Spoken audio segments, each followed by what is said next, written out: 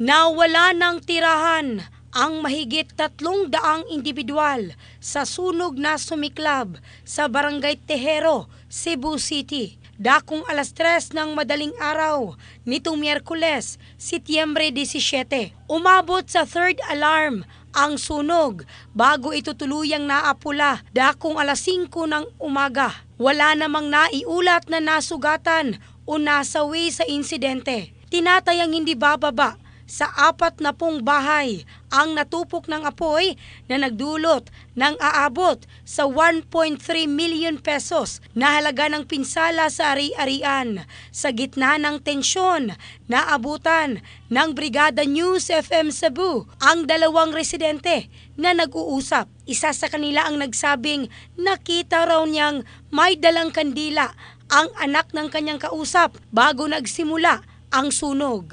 Gayunpaman, patuloy pa rin ang imbestigasyon ng mga otoridad upang matukoy ang tunay na pinagmulan ng apoy. In the heart of changing lives, ako si Michelle Craste ng Brigada News Philippines, the Music and News Authority.